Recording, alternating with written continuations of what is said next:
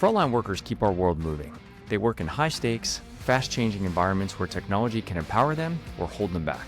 And when adoption fails, the impact ripples outward, slowing teams, frustrating customers, and undermining the success of the entire organization. This is Frontline Innovators, and I'm your host, Justin Lake.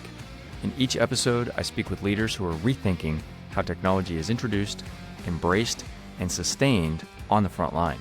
Leaders putting people at the heart of digital transformation. Frontline Innovators is brought to you by Skillful. We help organizations achieve lasting technology adoption for frontline teams so they can work smarter, safer, and with confidence in the tools they use every day.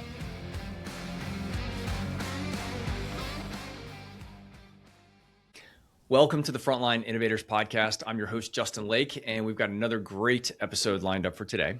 My guest today has spent over a decade helping organizations get change right, especially for the people it affects most. She's led digital transformations across healthcare, entertainment, government, and nonprofit sectors, and most recently supported frontline workers at a major energy company as they faced wave after wave of new technology.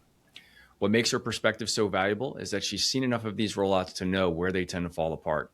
And she'll tell you it's rarely the technology itself. It's what happens when the people doing the work aren't included in the process, and the job of figuring it all out falls entirely on them. The missing piece in her view is perspective, leaders who move fast on change, but rarely stop to see it through their workforce's eyes. Please welcome the Frontline Innovators, Leza Isadora. Hello, Leza. Hi, Justin. I'm so happy to be here. Thank you. I'm glad you're here too, and love that introduction. I love even just the statement about the problems rarely actually being the technology, and that's what's obviously led us to building Frontline Innovators. It's rarely the tech. It's most often the people, and it's incumbent upon us to support them as we go through that. So let's kick it right off as we do. What's the biggest operational consequence of poor frontline technology adoption? How does it affect the business? I love that question. I'm going to start out with something that a lot of organizations never consider, but most change managers do. It's loss of trust. A lot of people don't think about that. A lot of not just leaders, but supervisors, managers, all through the whole chain of command. Loss of trust is huge because when the people who are boots on the ground really doing the work, really using the new technology, the new processes, if they don't have trust, which sadly often happens if they're not included in the process and the design, then what happens is they will kind of go around the change. They will go around the technology, around the processes, and they will kind of revert to what they know works because they don't want to impact their customer-facing responsibilities. A lot of people don't realize this, but every organization I've been in, frontline workers take a lot of pride in their job. Their value system is high, and that's another thing that I think leaders are aware of, but don't really drill down. So if you get these frontline workers, whether they're field employees or customer call center people, they want to meet the needs of their customers because it's going to come back to them if they don't. So I would say loss of trust, loss of credibility. And by that, I mean believing in the benefits of the change. Because what happens with organizations is it usually starts with the leadership pushing out high-level messaging that kind of drills down. The supervisors introduce the messages to their field employees, to the frontline workers. And that's really critical because it's at that point in that messaging that everybody in the organization, especially leadership, want those frontline workers to believe in the benefits of the change. Otherwise, why are they making the change? Why should those employees who work so hard, why should they believe that this is really going to support them? So the credibility really suffers. Another thing is just really black and white practical things that I know leaders, it's where the space that leaders live in, and understandably so. It's at the higher level. But there's so many costs that are documented from that. Loss of legacy knowledge. If your turnover increases, because the frontline workers are not comfortable with the change and they feel like they were left out of the loop, they're going to leave. And then you have to get in new field employees. You have to train them from the ground up. So loss of legacy knowledge, excuse me. Also, just black and white financial. The budget will have to keep getting bumped up because if the technology just doesn't do what it's supposed to, according to the frontline workers, you have to go back to pilot testing. You have to spend more time with training. I mean, that just expands the budget. And then a lot of times, because of that, the rollout has to be put on hold or rolled back, and then the whole timeline is impacted from that. And you know what the whole organization and the leaders thought was going to be completely go live, not just go live, but sustained in, let's say, Q3, it's going to get pushed out into the next year. Well, all right, that was a lot, and you given me a lot of things.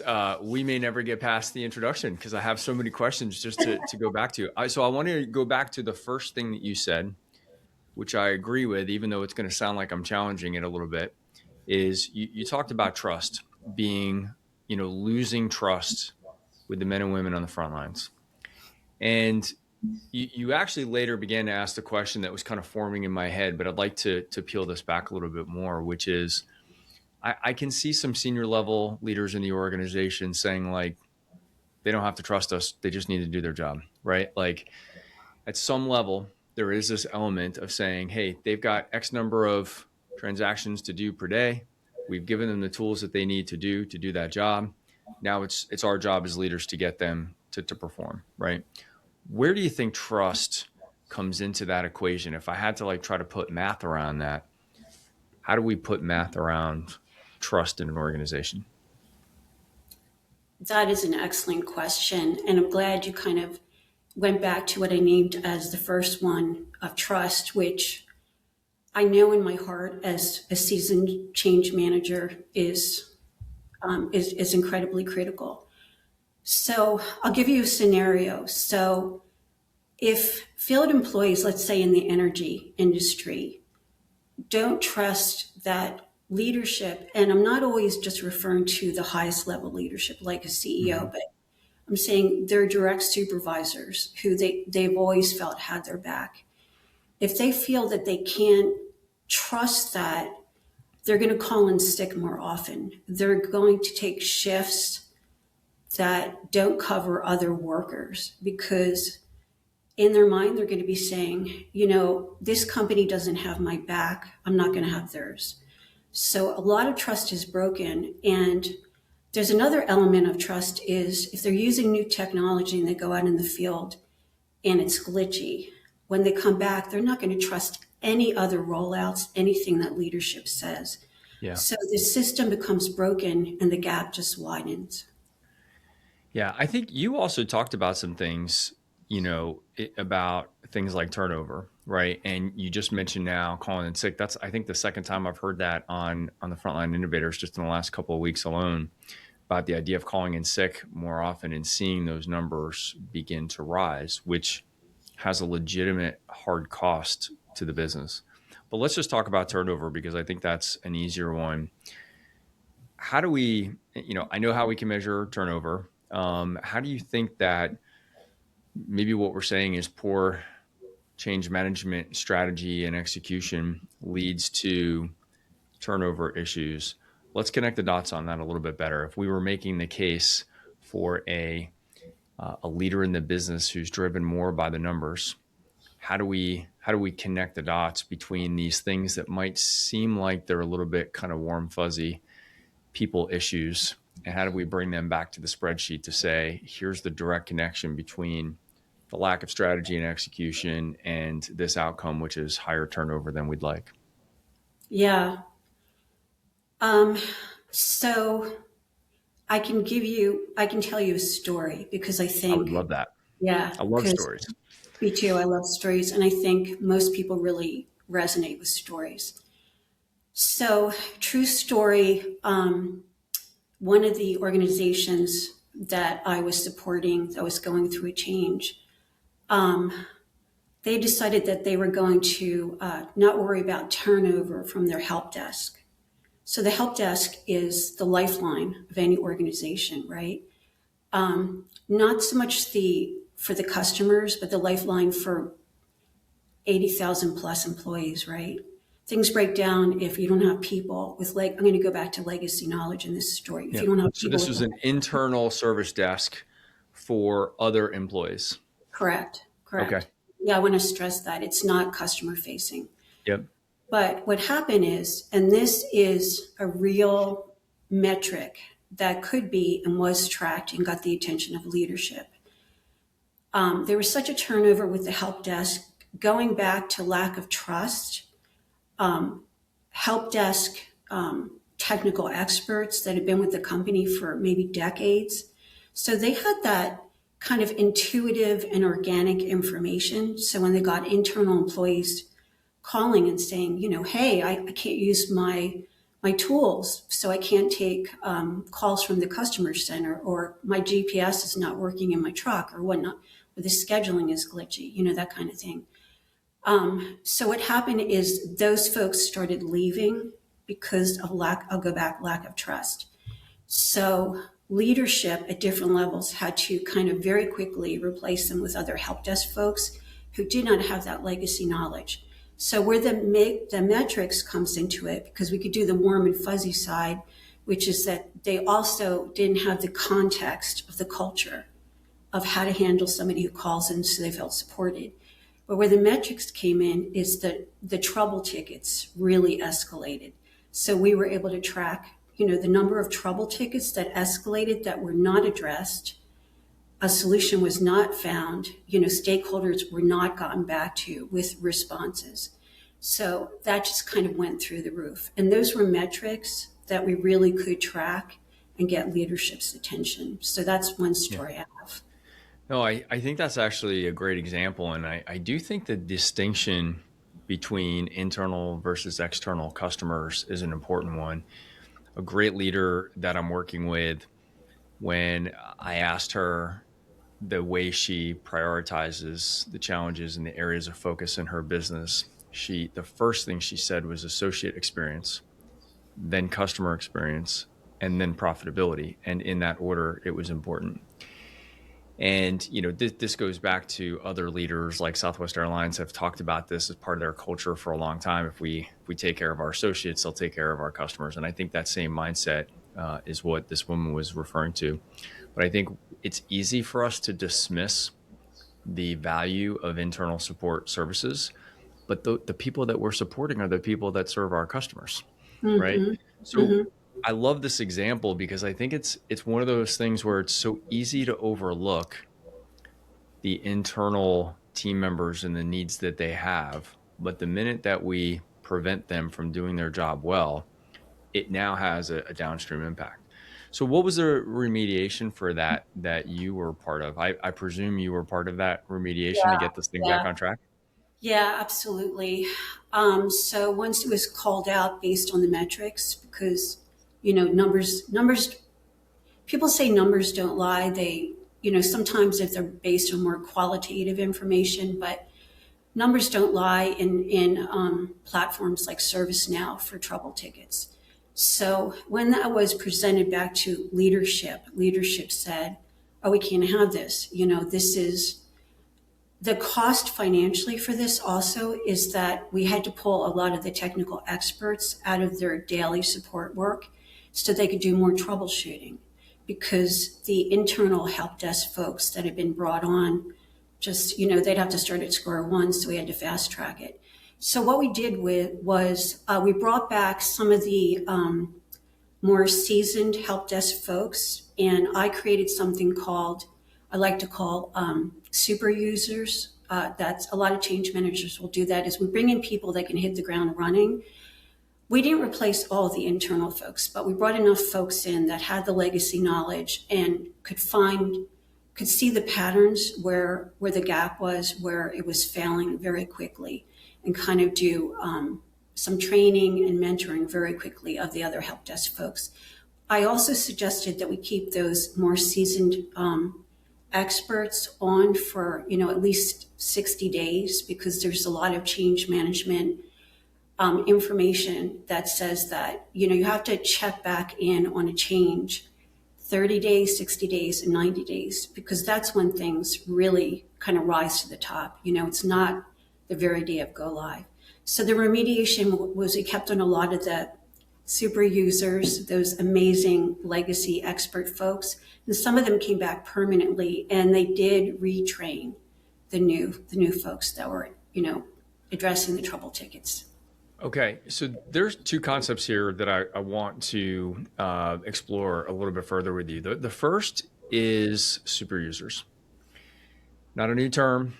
It gets thrown around often, but I've come to realize I think everyone has a different definition for super users. And maybe a better way to say it than definition is that there's a little bit of a range of responsibility of super users, from just like, hey, a group of people that's on an email distribution that I can use as a conduit to communicate through, versus kind of the other end of the extreme, which is really a sophisticated framework for how we recruit, engage, and maintain an actual super user network, right? So tell me kind of where you fit in on that in terms of what your definition of super user is, where you fit along that spectrum, and how you've implemented that in the past. Yeah, I like that you called that out because it's a very broad term, and different folks, different resources, such as myself, use them in different ways.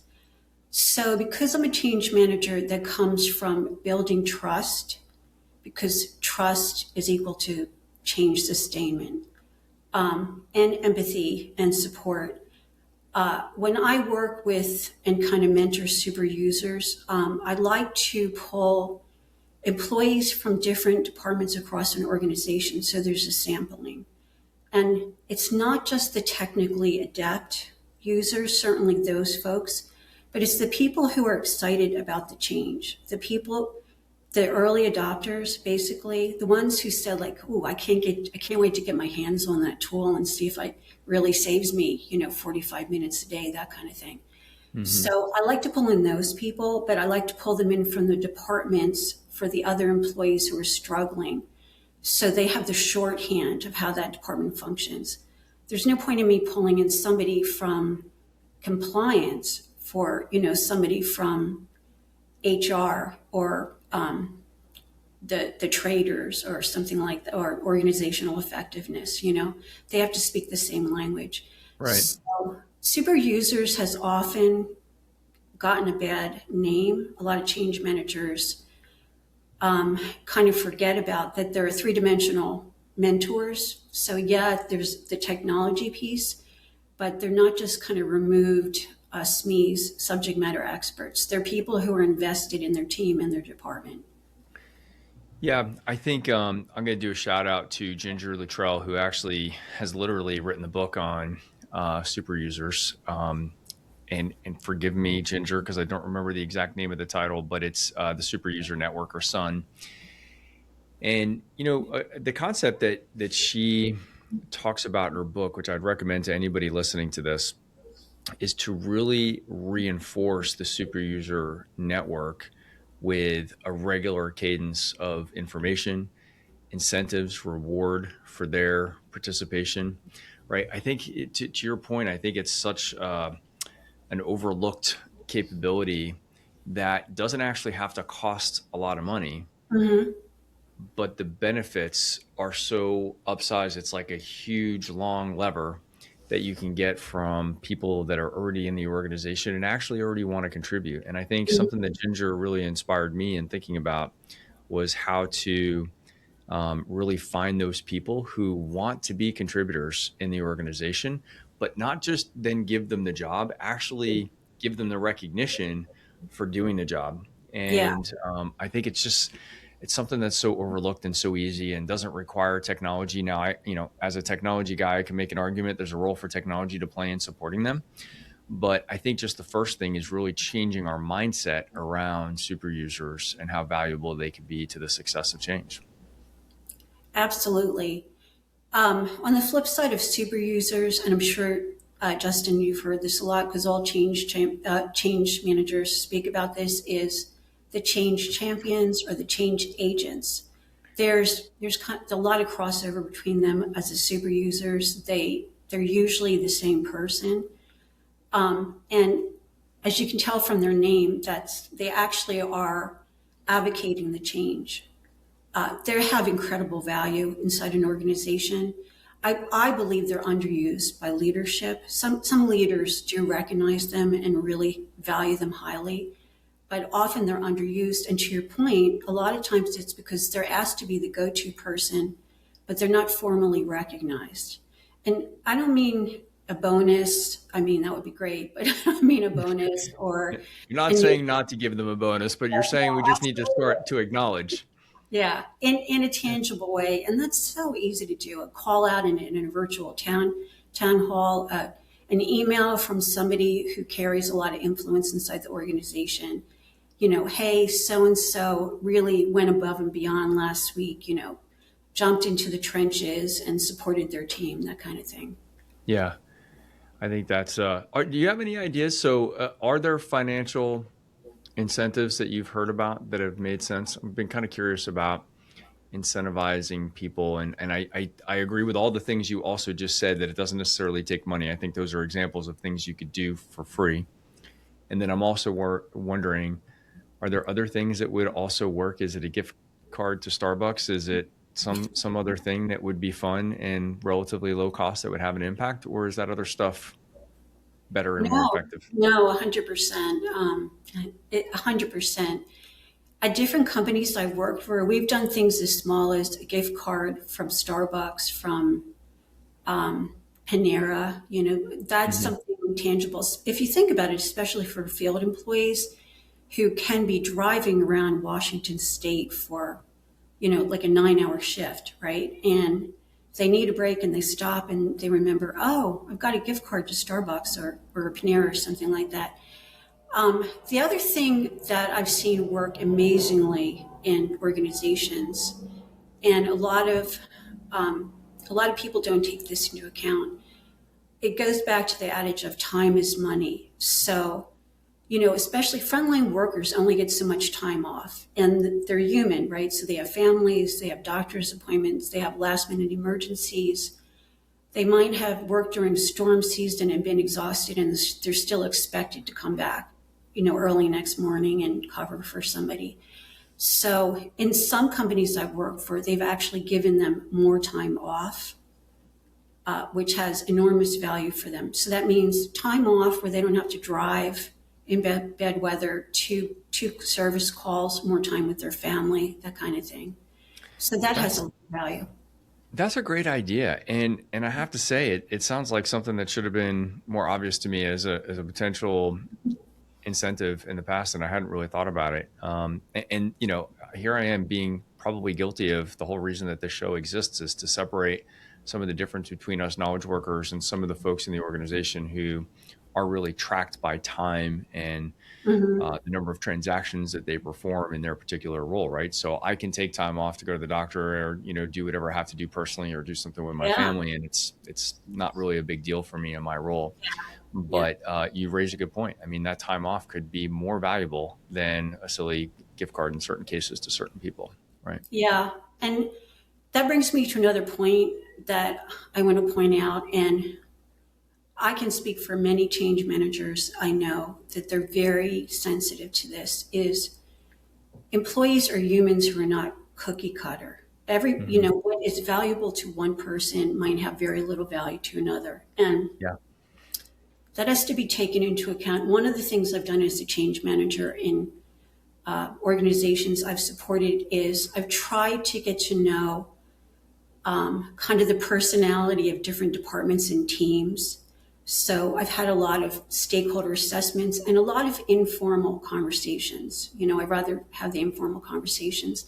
So I track things. So if I'm talking to, a field employee or a customer call center person, and they mention that it's very hard to get flexible time off because of covering the phones or something like that, Then when it comes time to recognizing them, I'll make a suggestion to their direct supervisor.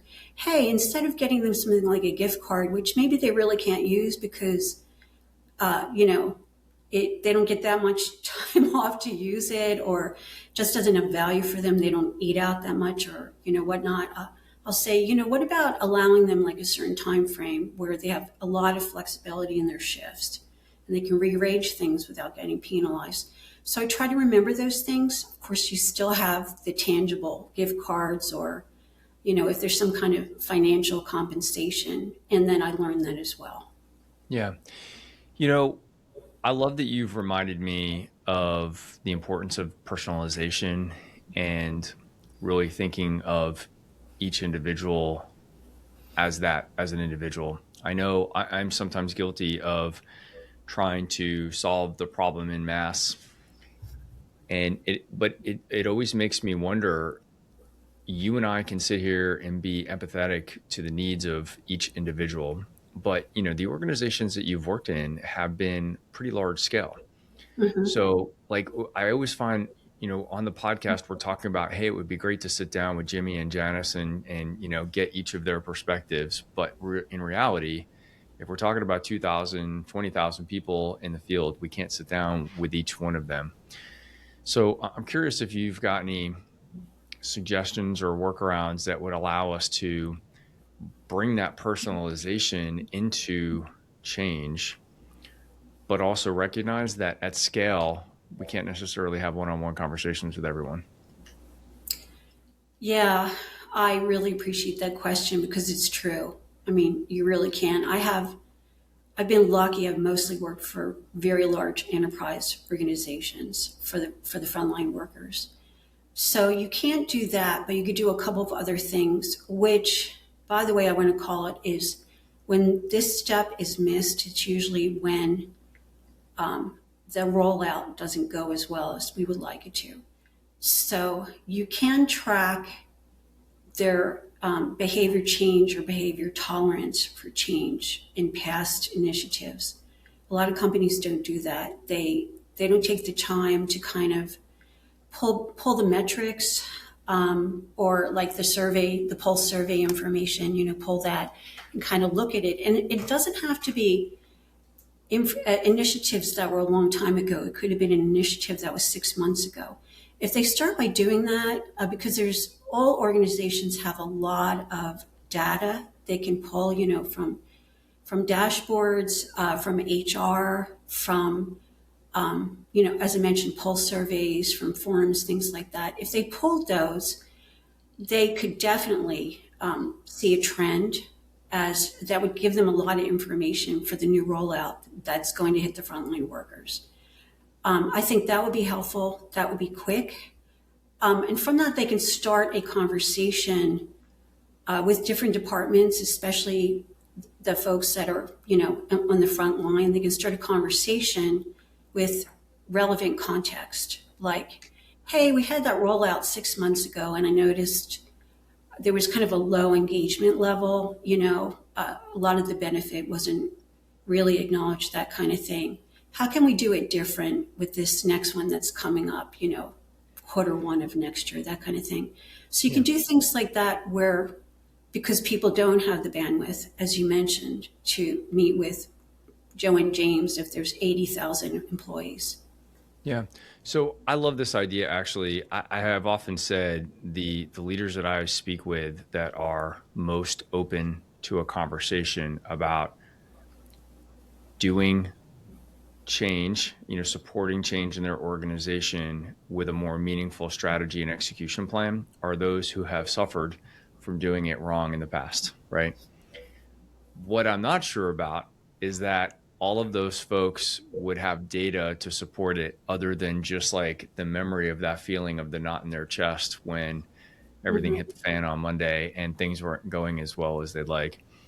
So I am kind of curious, like, if somebody doesn't have survey data because they weren't very strategic the last time they did this, and so they actually weren't surveying before and after, is there an argument to be made that maybe we should survey the population in the beginning to get a baseline?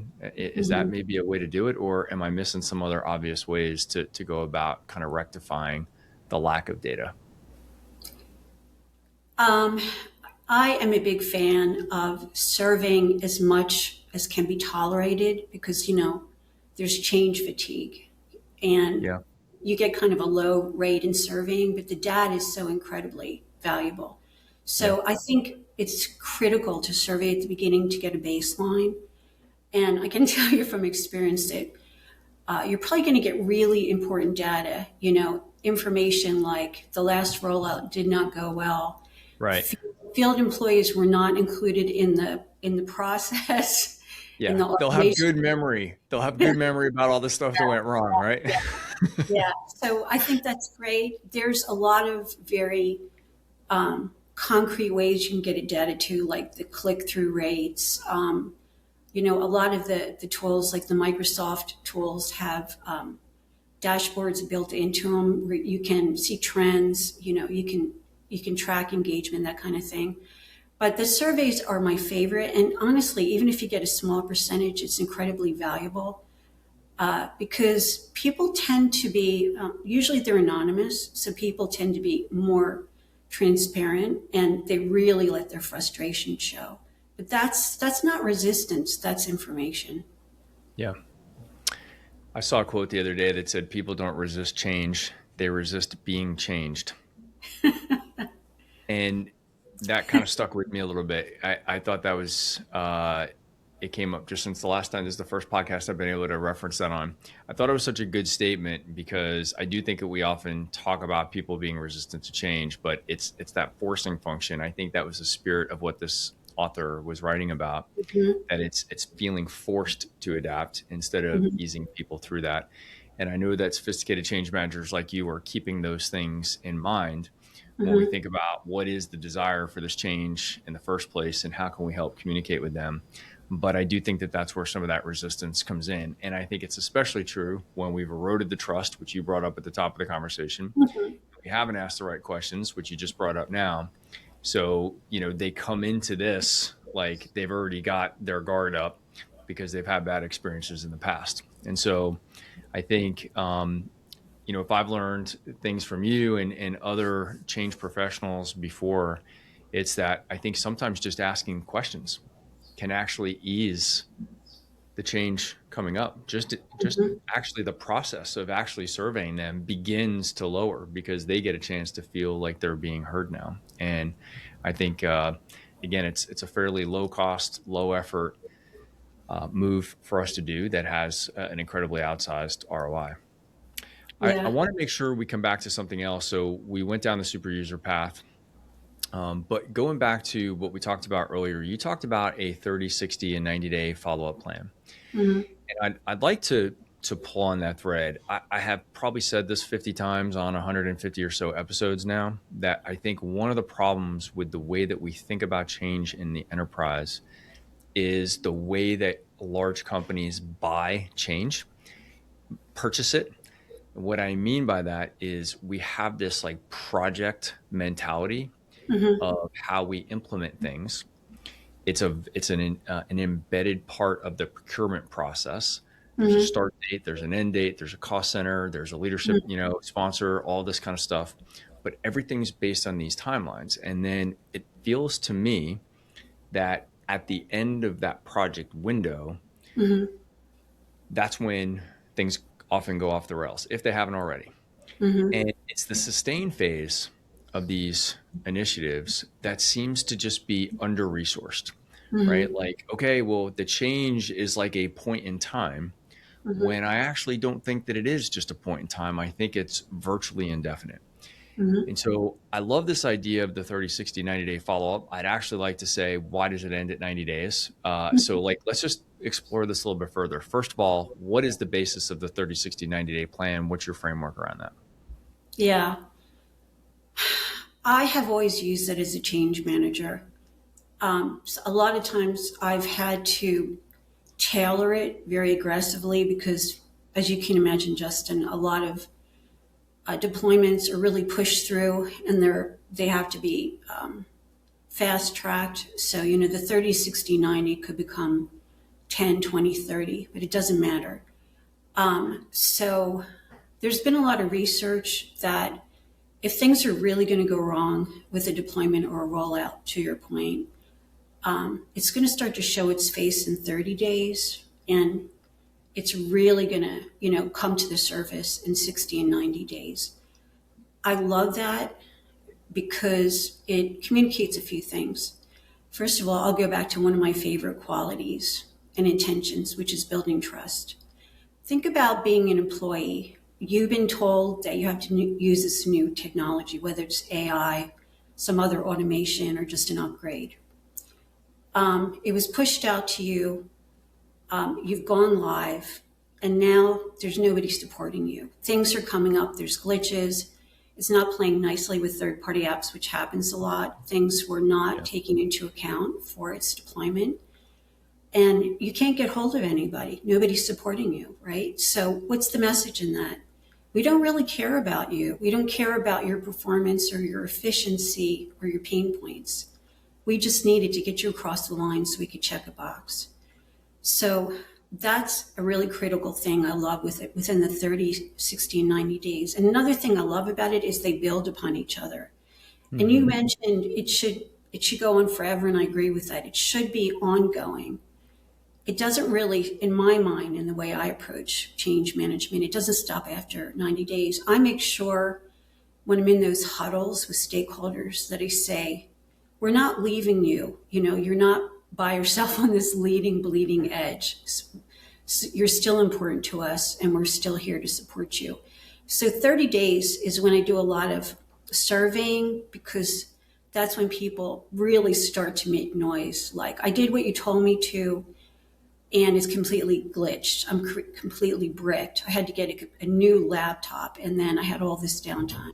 So I'm able to realign the support and the training, and maybe how they use the technology aggressively within those 30 days.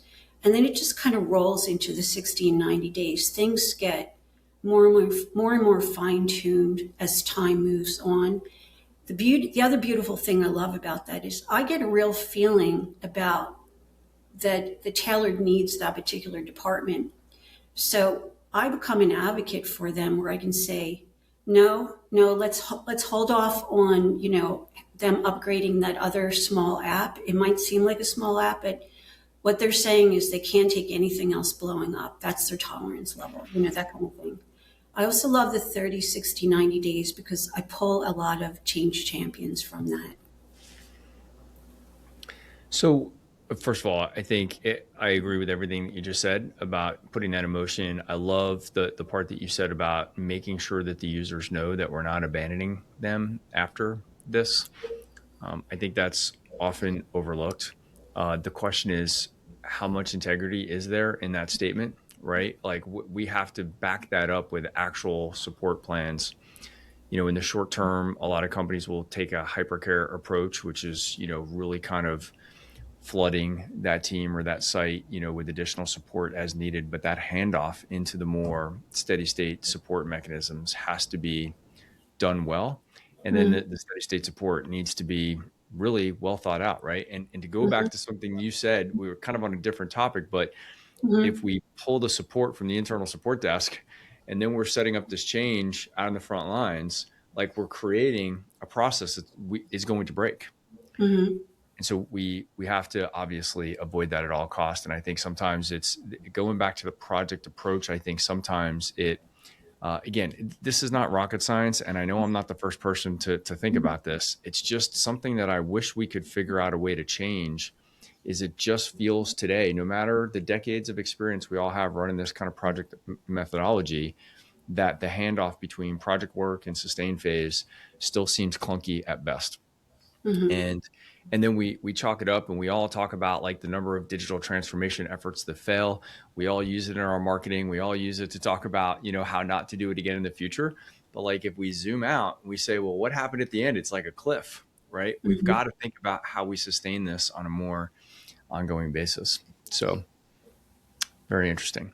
All right, let me shift gears a little bit and talk about the communication. This isn't something that you and I talked about on the prep call, but it is something that lately, I don't know if something's changed with us or with our customers and prospects or what's happening, but it's becoming a bigger topic. And I really want to use the podcast to explore this idea a little bit more.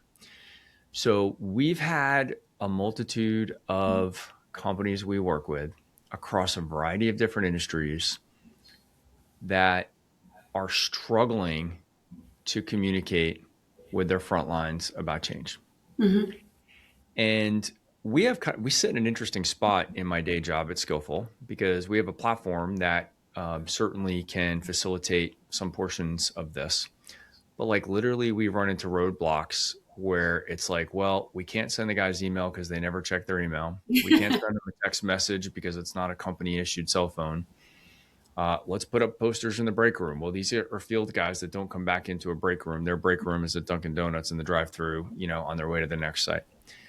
So I just want to begin opening up the floor on the podcast to communication methods, closing the gap between those people that are hardest to reach in the organization. You and your industry colleagues can sit down with the most strategic, well thought out communication plan. But if like the medium is literally the gap, then it doesn't matter how elegant your message is. We don't have a way to communicate. What are your thoughts on that? What have you found as ways to close that gap? Are there any tidbits of wisdom you can share with us? Yeah, I appreciate that question because I started out in the communications industry. I started out in PR agency with strategic communications and branding. So a lot of my change management goes back to the basis of what is good communication. What I've learned to do with the field employees, and I 100% agree that they very rarely read their email. They don't read their pings on Teams. They don't answer their phones. And like you said, it's a company issued phone. I don't think that they attend the virtual town halls very often. So what I've noticed with the field employees is they do attend their all hands Teams meetings because they're mandatory. They also listen to their direct supervisors. We take it back to the trust element. They trust their supervisors. Yep. Their supervisors know how to speak their language, so they really do listen to them. So I learned as a change manager to attend their all hands Teams meetings. And I begged for, 5 minutes. And it was usually virtual, nowadays, or I could go on site if I had to. I begged for a little bit of time where I could make some announcements and make sure that they had all the information they needed. They weren't as resistant to me doing that because I was introduced by their direct supervisor who communicated that trust. So that's one way that works really well. Another is to find out which office locations they do have to show up at early in the morning, maybe to switch out laptops or, a connector or something like that, an adapter. And so I kind of learned the cadence of when they were on site, and there were little windows of opportunity when I would ping them on Teams.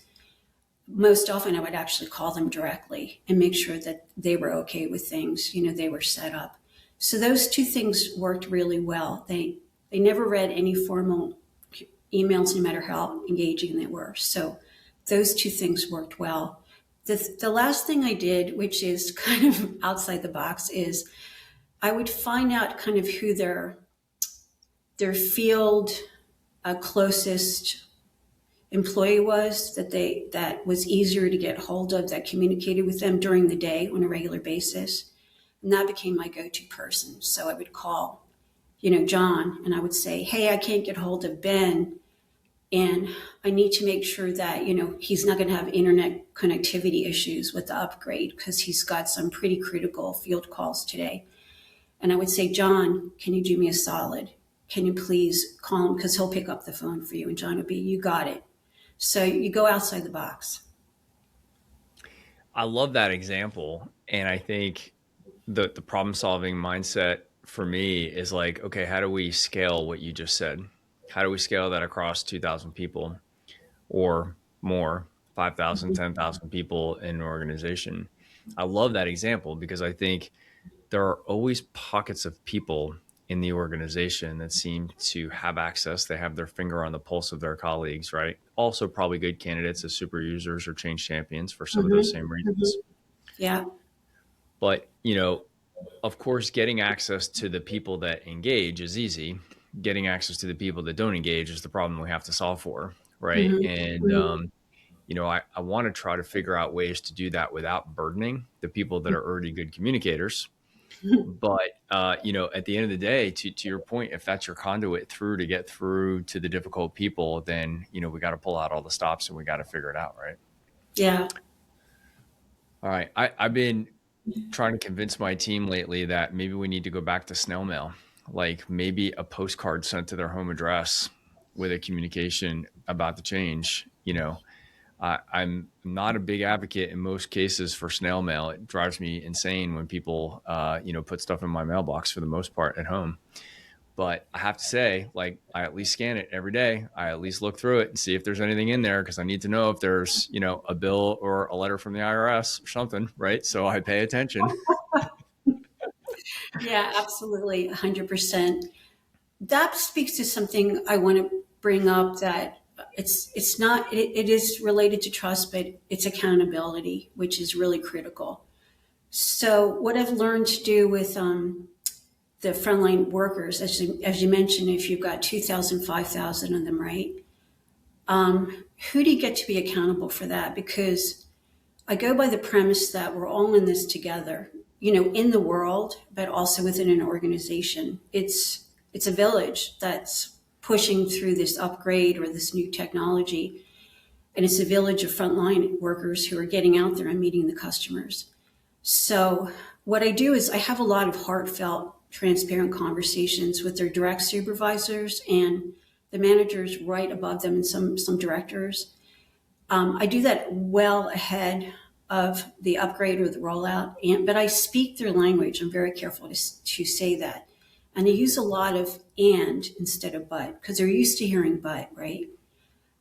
So I'll say things like, we are rolling out this upgrade within the next 90 days, 6 months. And we want to do it in a way that's not going to glitch up your field employees. We know how critical they are out in the field. And I usually get some kind of agreement, can I have your word, your agreement that you'll work with me? I have your back, you'll have my back. You'll step up for the accountability for your people. And invariably they do, because I'm careful to speak their language, Justin, so that I mention we have to do this and we can do it in a way that protects your people. And that's the piece that I end with. That's the piece they hear. And so they're more likely to step up to be accountable. Yeah.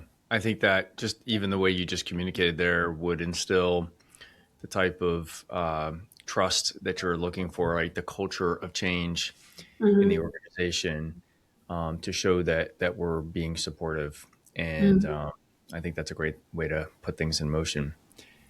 As I knew was going to happen, time is going to fly. We're already at the end of our time here. Before we wrap this up, any advice you'd want to share with other change leaders who are dealing with large scale technology deployments and other change on the front lines? Yeah, I appreciate having the opportunity to call that out. I think I would call out two things that are pretty critical.